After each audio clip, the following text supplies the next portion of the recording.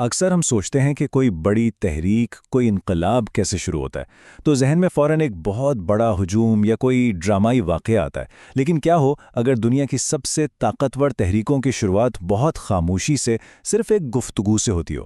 آج ہم ایک ایسے ہی لمحے پر نظر ڈالنے والے ہیں جس نے سچ میں دنیا کو بدل کر رکھ دیا۔ تو سوال یہی ہے، آخر یہ دنیا بدل دینے والی تحریکیں شروع کہاں سے ہوتی ہیں؟ کیا ان کے پیچھے کوئی آگ لگا دینے والی تقریر ہوتی ہے یا سڑکوں پر کوئی بہت بڑا احتجاج؟ لیکن یہ قصہ ہمیں کچھ بالکل الگ بتاتا ہے۔ جہاں ہم ایک پرجوش تقریر یا ایک بڑے احتجاج کا سوچتے ہیں، وہاں حقیقت میں شروعات ایک خاموش سی گفتگو، ایک ذاتی تعارف یا محض ایک سادہ سے بیان سے بھی ہو سکتی ہے۔ چلیں اس منظر کو تصور کرتے ہیں۔ جگہ ہے دریائے اردن کا کنارہ۔ یہاں ایک بہت کرشماتی مبلغ ہیں، یحییٰ بپتسمہ دینے والے، اور ان کے ارد گرد ان کے پیروکاروں کا ہجوم ہے۔ اسی بھیڑ میں اندریاس نامی ایک مچھلیہ بھی ہے جو ان کی ہر بات بہت غور سے سن رہا ہے۔ یہیں وہ پہلی چھوٹی سی چنگاری بھڑکنے والی تھی۔ اور پھر وہ لمحہ آتا ہے، یسوع نامی ایک شخص قریب سے گزرتا ہے، اور یحییٰ بپتسمہ دینے والے صرف یہ چند الفاظ کہتے ہیں، دیکھو خدا کا برا۔ یہ کوئی لمبا چوڑا واز نہیں تھا، کوئی حکم نہیں تھا، بس ایک سادہ مگر بہت طاقتور بیان۔ لیکن جو لوگ واقعی سن رہے تھے نا، ان کے لیے سب کچھ بدلنے والا تھا۔ اور اس کے بعد جو ہوا وہ سچ میں حیران کن تھا۔ اندریاس وہیں کھڑے ہو کر سوچتا نہیں رہا، اس نے فوراً بنا جھجک عمل کیا۔ وہ اور ایک دوسرا شخص سب کچھ چھوڑ کر، جس استاد کی وہ پیروی کر رہے تھے اسے چھوڑ کر، اس اجنبی کے پیچھے چل پڑے۔ یا کہ اس سادہ سے بیان میں اتنی طاقت تھی۔ تو یہاں دیکھیں، ایک بڑے عوامی لمحے سے کہانی ایک بہت ہی ذاتی سفر کی طرف مڑ جاتی ہے۔ اندریاس نے ایمان کی ایک بہت بڑی چھلانگ لگائی تھی، لیکن جو کچھ وہ خود دریافت کرنے والا تھا وہی اس پہلی چھوٹی چنگاری کو آگ میں بدلنے والا تھا۔ وہ آؤ اور دیکھو کے مرحلے میں داخل ہو چکا تھا۔ یہاں ایک منٹ کے لیے رکنا بہت ضروری ہے، کیونکہ اس بات کی گہرائی کو سمجھنے کے لیے مسیحا کے لفظ کو سمجھنا ہوگا۔ یہ صرف کوئی ٹائٹل نہیں تھا، یہ صدیوں کی امید کی تکمیل تھی۔ اس کا مطلب تھا کہ وہ نجات دہندہ جس کا وعدہ کیا گیا تھا آخرکار آ گیا ہے۔ یہ اس وقت کی سب سے بڑی، سب سے اہم بات تھی۔ اندریاس نے یسوع کے ساتھ کچھ وقت گزارا۔ اب ان کے درمیان کیا بات ہوئی یہ تو ہم نہیں جانتے، لیکن جو نتیجہ نکلا وہ سب سے اہم ہے۔ اس گفتگو نے اندریاس کے اندر ایک گہرا، غیر متزلزل یقین پیدا کر دیا۔ وہ پوری طرح 100% قائل ہو چکا تھا کہ وہ صرف کسی دلچسپ استاد سے نہیں ملا، بلکہ وہ مسیحا سے ملا ہے۔ اس کا پہلا رد عمل تھا، ہمیں مسیحا مل گیا ہے۔ تو اتنی بڑی خبر کا کیا جائے؟ مالا اتنی بڑی حقیقت کو کوئی اپنے تک کیسے رکھ سکتا ہے نا؟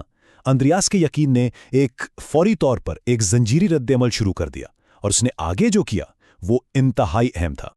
ذرا اس پر غور کریں۔ اس کا سب سے پہلا خیال اس سب پر ٹھیک سے سوچنے سے بھی پہلے یہ تھا کہ اسے بانٹا جائے، اور کس کے ساتھ؟ وہ سیدھا اپنے بھائی شمعون کو ڈھونڈتا ہے اور اسے یہ دنیا ہلا دینے والا اعلان سناتا ہے، ہمیں مسیحا مل گیا ہے۔ اس جوش اور یقین کو محسوس کیا جا سکتا ہے جو اس سے نکل رہا تھا، اور یہی وہ لمحہ ہے جب وہ چنگاری ایک شخص سے دوسرے شخص تک پہنچتی ہے۔ اور یہی وہ لمحہ ہے جہاں ہم اس کے اصل اثر کو دیکھتے ہیں۔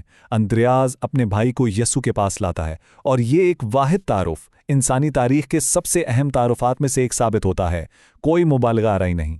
اس تبدیلی کو دیکھیں، ایک طرف شمعون ایک عام سا مچھلیہ، دوسری طرف یسوع نے اس پر ایک نظر ڈالی اور فوراً اسے ایک نیا نام دیا، پطرس۔